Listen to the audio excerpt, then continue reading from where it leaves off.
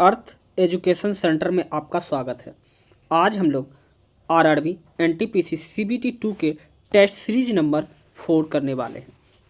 इसमें 50 MCQ include किए गए हैं, जो कि आरआरबी एनटीपीसी और ग्रुप डी दोनों के लिए काफ़ी महत्वपूर्ण होने वाला है यह सीरीज।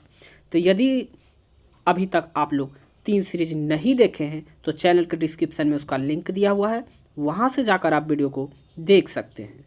चलिए हम लोग वीडियो को शुरू करते हैं। और इसका पीडीएफ प्राप्त करने के लिए चैनल के डिस्क्रिप्शन के नीचे हमारा टेलीग्राम का लिंक मिल जाएगा, वहाँ से जाकर आप टेलीग्राम ज्वाइन कर लीजिएगा। वहाँ बहुत सारे पीडीएफ रेलवे से रिलेटेड और कंपटीशन से रिलेटेड मिल जाएंगे आपको। और साथ ही इसमें एक और सीरीज आ रहा है जो कि स्पेशल रेलवे से रिलेटेड क्वेश्चन पूछे जाएंगे। आज का पहला प्रश्न है, मैदान एवं पर्वत तल के बीच उठे समतल भूभाग को किस नाम से जाना जाता है? मैदान एवं पर्वत तल के बीच उठे समतल भूभाग को किस नाम से जाना जाता है? इस प्रश्न का सही उत्तर होगा बी, पर्वत पादीय पठार। पर्वत पादीय पठार, इस प्रश्न का सही उत्तर होगा बी। पर्वत के आधार पर अवस्थित पठार को गिरिपथ पठार या पर्वतीय पठार कहा जाता है। ये एक तरफ ऊंची पर्वत हो तो दूसरी तरफ मैदानी क्षेत्र घिरे होते हैं, जैसा कि आप लोग चित्र के अनुसार देख सकते हैं कि एक तरफ उठी हुई पर्वत है और दूसरी तरफ मैदानी पर्वत का आकार है। दूसरा प्रश्न है, निम्नलिखित में से किस संविधान संशोधन द्वारा लोकसभा की सीटों की संख्या को 525 से बढ़ाकर 545 किया गया? निम्नलिखित में से किस संविधान संशोधन के द्वारा लोकसभा की सीट को संख्या 525 से बढ़ाकर 545 किया गया था? इस प्रश्न का सही उत्तर होगा बी। 31वां संविधान संशोधन 1973 ईस्वी में लोकसभा की सीटों को 525 से बढ़ाकर 545 कर दिया गया था। इस प्रश्न का सही उत्तर बी होगा।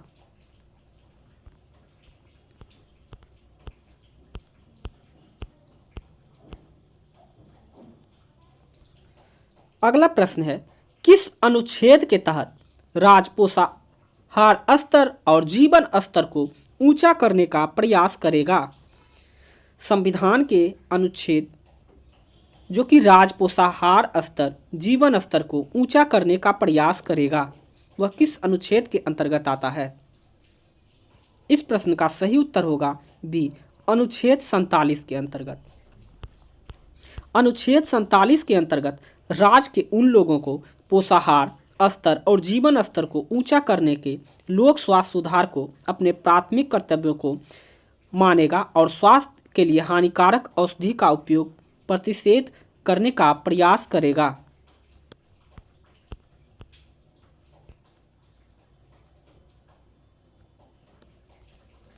अगला प्रश्न है, लिटमस किससे प्राप्त होता है? लिटमस किससे प्राप्त होता है? इस प्रश्न का सही उत्तर होगा सी, शैवाल और लाइकेन से जो है लिटमस प्राप्त होता है। लिटमस जल में घुलनशील एवं रंजकों में लिटमस जो होता है जल में घुलनशील एवं विभिन्न रंजकों में मिश्रण होता है, जो थैलाफाइटा समूह के लाइकेन नामक पौधा से निकाला जाता है। प्रायः इसे सूचक की तरह उपयोग किया जाता है, अतः इसे अम्ल क्षारक सूचक भी कहते हैं। लिटमस पेपर को ब्लू से लाल कर दिया जाता है।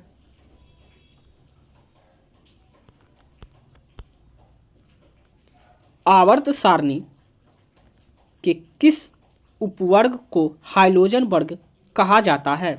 आवर्त सारणी में किस वर्ग को हाइलोजन वर्ग कहा जाता है? इस प्रश्न का सही उत्तर होगा बी, 7A के। 7A के तहत जो होता है आवर्त सारणी में हाइलोजन वर्ग को रखा जाता है, जिसके अंतर्गत फ्लोरीन, क्लोरीन, ब्रोमीन, आयोडीन और एस्टेनाइन तत्व होते हैं। ये देखिए 7 वर्ग, थोड़ा सा जूम करके हम लोग दिखाने का प्रयास करते हैं। ये देखिए ग्रुप 1 समूह है और ग्रुप 2 समूह है, और ग्रुप 7 समूह जो कि हाइड्रोजन वर्ग का आता है, जिसके अंतर्गत फ्लोरीन, क्लोरीन, ब्रोमीन और आयोडीन और एस्टेनाइन ये तत्व होते हैं।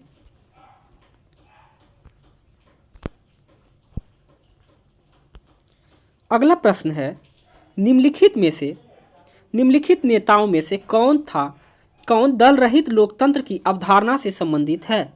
निम्नलिखित नेताओं में कौन दल रहित लोकतांत्रिक की अवधारणा से संबंधित है? इस प्रश्न का सही उत्तर होगा बी, जयप्रकाश नारायण। जयप्रकाश नारायण जो हैं लोकनायक के रूप में भी जाने जाते हैं, जिन्होंने जेपी आंदोलन बिहार के माध्यम से भारत के दल रहित लोकतंत्र की अवधारणा को ठोस सक्रिय रूप प्रदान किया था। लोकसभा, अगला प्रश्न है, लोकसभा के अध्यक्ष को कैसे हटाया जाता है? लोकसभा के अध्यक्ष को किस प्रकार से हटाया जाता है? इस प्रश्न का सही उत्तर होगा ए, लोकसभा के तत्कालिक सदस्यों के विशेष बहुमत से पारित संकल्प के द्वारा लोकसभा अध्यक्ष को हटाया जाता है। लोकसभा के अध्यक्ष जो होते हैं सदन के जीवन काल पर्यंत पद धारण करता है। लोकसभा तत्कालिक सदस्य विशेष बहुमत द्वारा पारित करने से हटाया जाता है। इस विचार करने या चर्चा कम से कम 50 सदस्यों का समर्थन जरूरी होता है। कौन सी नदी मकर रेखा अर्थात ट्रॉपिकल ऑफ कैप्रिकॉर्न को 2 बार काटती है? कौन सी नदी है जो मकर रेखा को 2 बार काटती है? इस प्रश्न का सही उत्तर होगा डी, लिम्फोपोपो। लिम्फोपोपो है जो मकर रेखा नदी 2 बार काटती है। ये देखिए लिम्फोपोपो नदी है यहाँ पर। आइए थोड़ा हम जूम करके दिखाते हैं, जो कि मकर रेखा को 2 बार काटती है। यहाँ पर लिम्फोपोपो नदी है जो कि मकर रेखा को 2 बार काटती है। पश्चिमी घाट निम्नलिखित पहाड़ियों के उत्तर से दक्षिण में सही क्रम क्या है? आप लोगों को बताना है भारत के पश्चिमी घाट में जो है निम्नलिखित पहाड़ियाँ को उत्तर से दक्षिण क्रम का सही क्रम क्या होगा? तो उत्तर से दक्षिण क्रम में जैसे ही हम इंडियन मैप में आते हैं ऊपर से नीचे की ओर, तो नीलगिरी पहाड़ी, अनाईमुली पहाड़ी और इलायची पहाड़ी मिलता है। तो आप लोग इसे मैप के जरिए भी अब देख लीजिए। पश्चिमी घाट की पहाड़ियों की बात की जाए तो उत्तर से दक्षिण की ओर जैसे ही हम लोग बढ़ेंगे तो सबसे पहले नीलगिरी पहाड़ी, अनाईमुली पहाड़ी और इलायची पहाड़ी, काइडम पहाड़ी के नाम से इलायची पहाड़ी को भी जाना जाता है।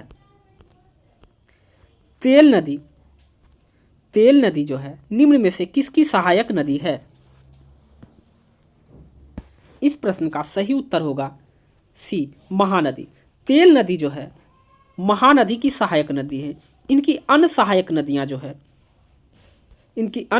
नदियों की बात की जाए, महानदी की सहायक नदियों की बात, तो शिवनाथ, यहाँ पर देखिए शिवनाथ है, जोंक है, मांड है और यहाँ तेल नदी है। ये सभी जो है ये महानदी की सहायक नदियाँ हैं। गुलाबी क्रांति किसके उत्पादन से संबंधित है? गुलाबी क्रांति जो है किसके उत्पादन से संबंधित है? तो गुलाबी क्रांति जो है प्याज, झींगा, औषधि। तो इस प्रश्न का सही उत्तर जो होगा 1, 2 और 3 तीनों जो है, और टमाटर जो है वो लाल क्रांति से संबंधित है, टमाटर और मीट, तो ये नहीं होगा। गुलाबी क्रांति जो है प्याज, झींगा और औषधि से संबंधित है। इस प्रश्न का सही उत्तर सी होगा। आइए कुछ क्रांति के बारे में हम लोग देख लेते हैं वो किससे संबंधित है।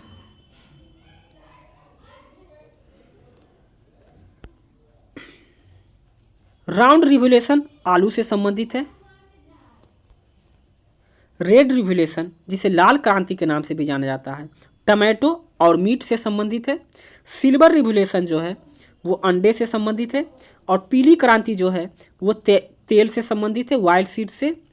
और ग्रीन रिवोल्यूशन जो है, हरित क्रांति जो है वो फूड ग्रेन से संबंधित है। इसके तहत गेहूं और धान आते हैं, जिसमें से सबसे ज़्यादा प्रभाव गेहूं के उत्पादन पर पड़ा था। और ब्लैक रिवोल्यूशन जो है वो पेट्रोलियम प्रोडक्ट पर है। और गोल्डन रिवोल्यूशन जो है हॉर्टिकल्चर यानी फ्रूट से संबंधित है। और नीली क्रांति मत्स्य से संबंधित है। अगला प्रश्न है, नियंत्रण एवं महालेखा परीक्षक अर्थात कैग अपनी लेखा परीक्षण रिपोर्ट जो है किन्हें सौंपते हैं? नियंत्रण एवं महालेखा परीक्षक अर्थात कंपोजिटर ऑडिटर जनरल अपनी लेखा परीक्षण की रिपोर्ट जो है किसे सौंपते हैं? तो इस प्रश्न का सही उत्तर होगा सी, राष्ट्रपति को। और कैग के भी महानिदेशक की बात की जाए तो गिरीश चंद्र मुर्मू जी हैं। गिरीश चंद्र मुर्मू जी हैं।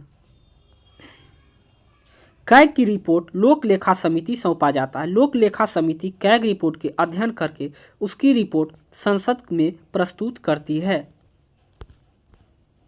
अगला प्रश्न है, प्रधानमंत्री की नियुक्ति राष्ट्रपति करेगा और अन्य मंत्रियों की नियुक्ति प्रधानमंत्री के सलाह पर राष्ट्रपति करेगा। उपयुक्त उल्लेख संविधान में निम्न में से किस अनुच्छेद से है? प्रधानमंत्री की नियुक्ति राष्ट्रपति के द्वारा की जाती है और अन्य मंत्रियों की नियुक्ति प्रधानमंत्री के सलाह पर राष्ट्रपति करेगा। उपयुक्त उल्लेख संविधान के किस अनुच्छेद में वर्णित है? तो इस प्रश्न का सही उत्तर होगा डी, अनुच्छेद 75।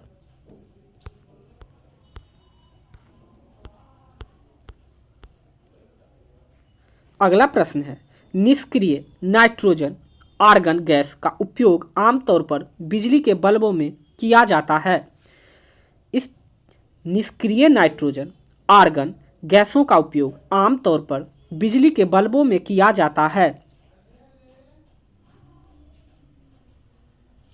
इस प्रश्न का सही आंसर होगा प्रकाश के तंतु के जीवन को बढ़ाने के लिए निष्क्रिय नाइट्रोजन और आर्गन गैस का उपयोग बिजली के बल्बों में किया जाता है। इस प्रश्न का सही उत्तर होगा बी।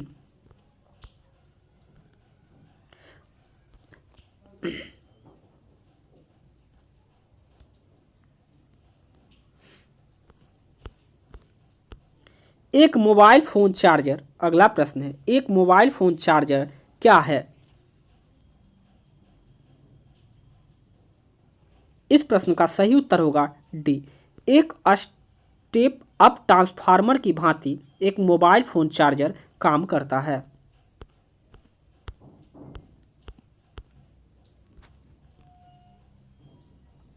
सॉरी एक स्टेप डाउन ट्रांसफार्मर की तरह काम करता है, स्टेप अप नहीं, स्टेप डाउन ट्रांसफार्मर की तरह काम करता है। इस प्रश्न का सही आंसर सी होगा। वस्तु की मात्रा बदलने पर निम्न में से क्या अपरिवर्तित रहता है? वस्तु की मात्रा बदलने पर निम्न में से क्या अपरिवर्तित रहता है? इस प्रश्न का सही उत्तर होगा बी, डेंसिटी। घनत्व जो होता है वस्तु की मात्रा बदलने पर नहीं बदलता है। वस्तु की मात्रा बदलने पर वस्तु का आयतन, भार और द्रव्यमान तीनों बदल जाता है, लेकिन घनत्व अपरिवर्तित रहते हैं। घनत्व जो होता है वो नहीं बदलता है। हाल ही में वन जीव की आबादी में भारी गिरावट देखी गई है। इसके जिम्मेदारी का कारण क्या है? हाल ही के समय में वन जीव की आबादी में भारी गिरावट देखी गई है। इसके जिम्मेदार कारण क्या है? इस प्रश्न का सही उत्तर होगा वनों की कटाई, आवास की हानि। वन की कटाई होने से इसकी आवास की हानि हुई। जलवायु में परिवर्तन हो रहा है। क्योंकि वन की कटाई होगा तो जलवायु परिवर्तन पर भी इसका असर होता है। पशुओं का अवैध शिकार भी। तो इस प्रश्न का सही उत्तर हो जाएगा 1 2 3 4 सभी। इसका आंसर डी होगा।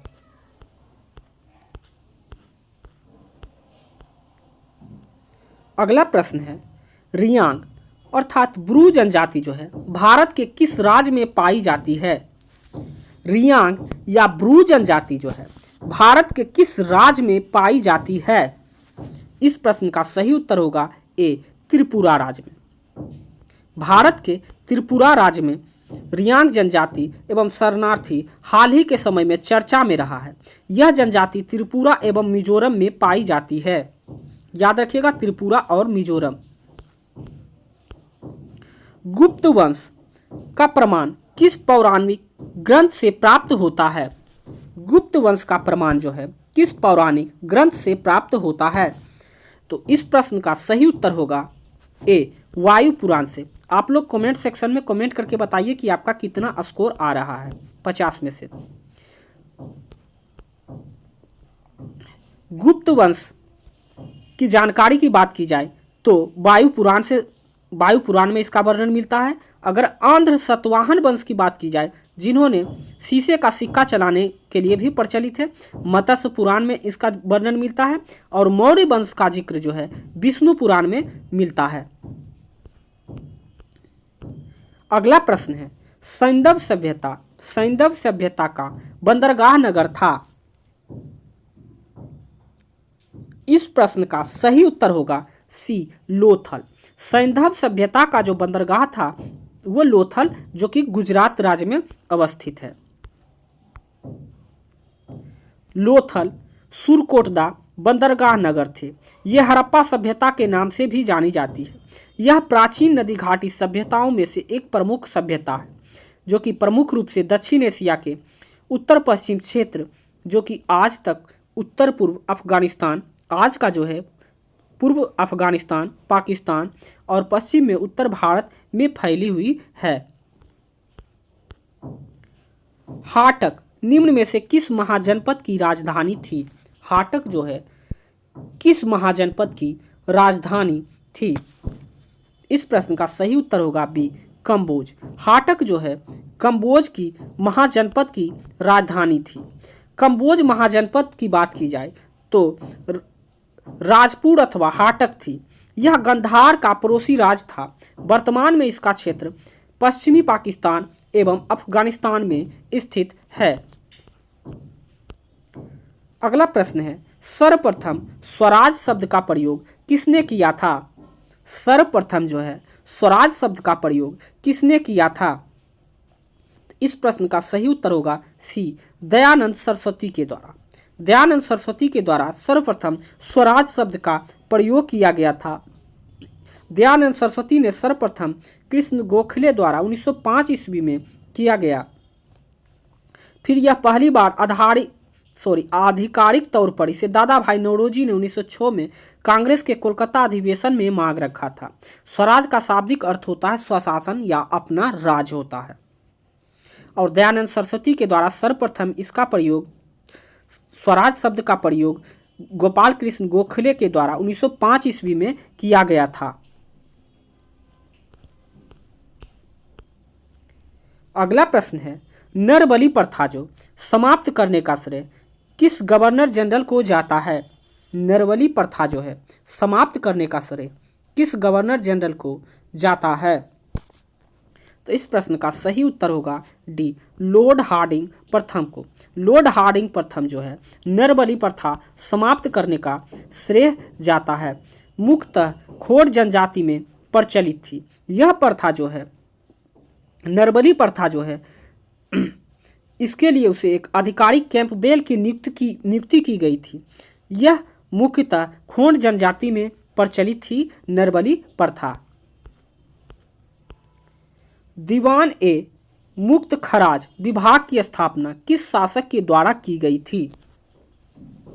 दीवान ए मुक्त खराज विभाग की स्थापना किस शासक के द्वारा की गई थी?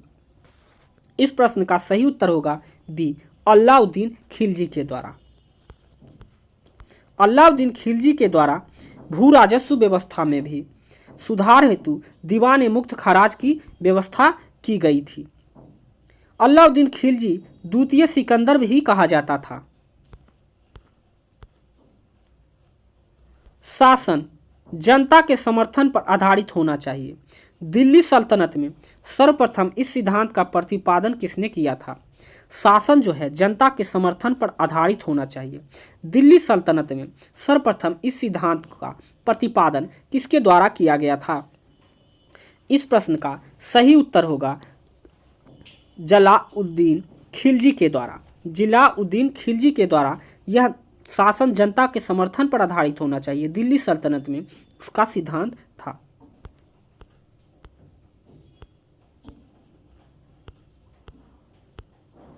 सूची 1 को सूची 2 से मिलाना है।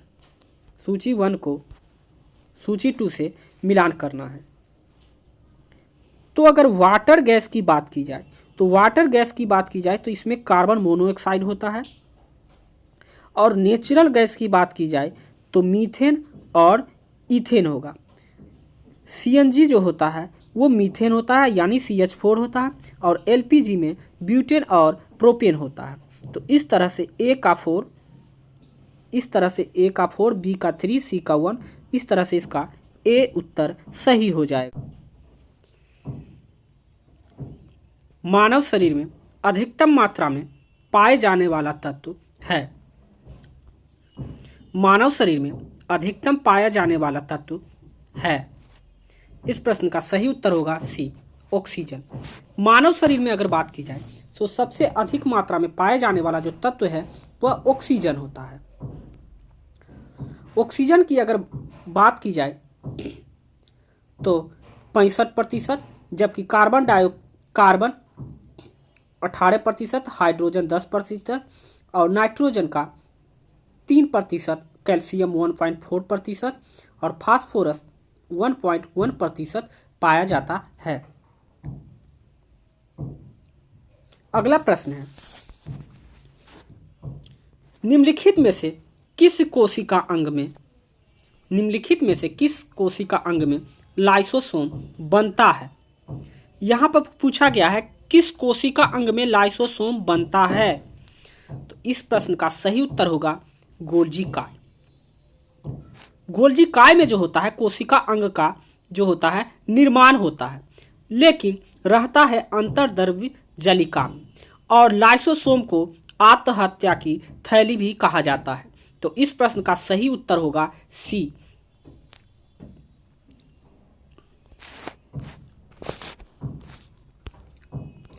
लाइसोसोम की उत्पत्ति की बात की जाए तो गोल्जी काय अथवा अंतर्द्रव्य जलिका से होती है। इसके आविष्कारक डी डुबे ने सर्वप्रथम 1955 में लाइसोसोम की खोज की थी, और इसे आत्महत्या की थैली भी कहा जाता है। अगला प्रश्न है, यदि कोई वस्तु वृत्ताकार पथ में घुमाई जाती है तो उस पर किया गया कार्य क्या होगा? इस प्रश्न का सही उत्तर होगा A, 0।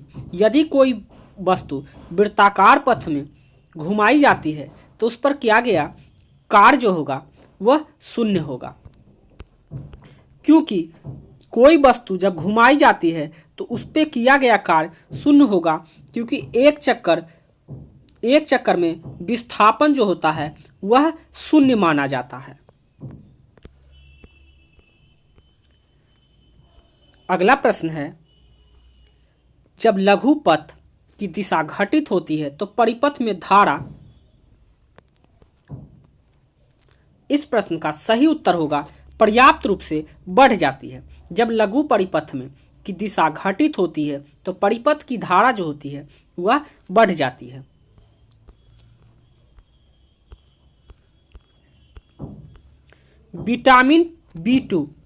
विटामिन B2 का रासायनिक नाम क्या है? यह बताना है कि विटामिन B2 का रासायनिक नाम क्या है।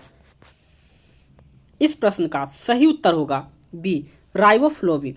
एस्कॉर्बिक एसिड विटामिन C का रासायनिक नाम है, जबकि रेटिनोल विटामिन A का रासायनिक नाम है, और थायमिन विटामिन B1 का रासायनिक नाम है। इस तरह से इसका आंसर हो जाएगा B।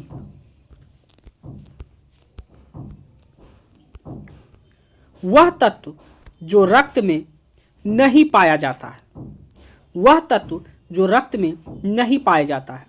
इस प्रश्न का सही उत्तर होगा सी, तांबा। रक्त में तांबा नहीं पाया जाता है और रक्त जो है हीमोग्लोबिन के कारण क्या होता है, लाल होता है। निम्नलिखित में से कौन सा एक पंचशील सिद्धांत नहीं था? निम्नलिखित में से कौन सा एक पंचशील सिद्धांत नहीं था? इस प्रश्न का सही आंसर होगा सी, नाभिकीय निवारण परमाणु प्रतिरोध जो है पंचशील सिद्धांत में नहीं आता है। आइए हम इसके डिस्कशन देख लेते हैं। चीन और भारत दोनों देश के बीच नई दिल्ली में 29 अप्रैल 1954 को एक समझौता हुआ था जो पंचशील समझौता के नाम से जाना गया। पंचशील में 5 सिद्धांत प्रमुख थे। पहला सिद्धांत था एक दूसरे के क्षेत्र की अखंडता संप्रभुता को पारस्परिक सम्मान करेंगे। दूसरा था एक दूसरे को पर आक्रमण नहीं करेंगे। और तीसरा समझौता था दूसरे देश के आंतरिक मामलों में हस्तक्षेप ना करना। और चौथा परस्पर सहयोग एवं लाभ को बढ़ावा देना। और पांचवा जो था शांतिपूर्व सह अस्तित्व की नीति का पालन करना। जबकि नाभिकीय निवारण के परमाणु प्रतिरोध में इसमें पंचशील सिद्धांत के अंतर्गत नहीं आता है। निम्नलिखित में से कौन सा राष्ट्रीय उद्यान एवं राज्य का सही सुमेलित नहीं है? इस प्रश्न का सही उत्तर होगा हेमिस, जम्मू कश्मीर। जबकि हेमिस जो है लद्दाख में है। हेमिस जो है लद्दाख में अवस्थित है। इसका सही सुमेलन हेमिस नहीं है। और बाकी कूनो जो कि मध्य प्रदेश में, नोकरेक रिज मेघालय में और मरीन गुजरात में अवस्थित है। निम्नलिखित में से किसे खड़ी फसल नहीं है? बताना है कि इनमें से कौन सा खड़ी फसल नहीं है। इस प्रश्न का सही उत्तर होगा ए, सरसों। सरसों, गेहूं, चना ये सब रबी फसल के अंतर्गत आते हैं। जबकि ज्वार, धान और सोयाबीन ये तीनों खड़ी फसल के अंतर्गत आते हैं। इस तरह से इसका उत्तर ए हो जाएगा।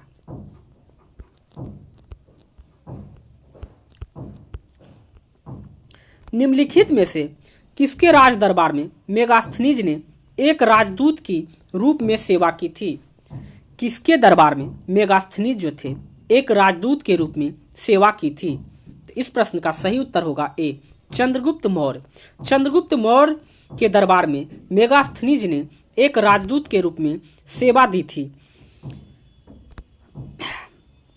सेल्यूकिड निकेटर भारत में फिर राज विस्तार की इच्छा से 305 ईसा पूर्व भारत पर आक्रमण किया था, किंतु उसे संधि करने पर विवश होना पड़ा।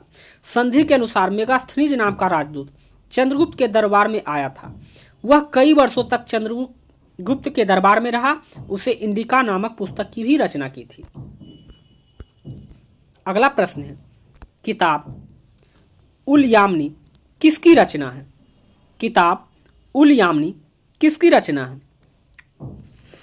इस प्रश्न का सही उत्तर होगा सी, उत्बी। किताब उल यामनी उत्बी की रचना है। पोलीगारो, अगला प्रश्न है, पोलीगारो का विद्रोह कहाँ हुआ था? पोलीगारो का विद्रोह जो है कहाँ हुआ था? इस प्रश्न का सही उत्तर होगा ए, तमिलनाडु में। पोलीगारो का विद्रोह जो है तमिलनाडु क्षेत्र के नई भूमि कर व्यवस्था के विरोध में 1801 से 1856 तक चला था। कांग्रेस जिस अधिवेशन में पहली बार राष्ट्रगान गाया गया उसके अध्यक्ष कौन थे?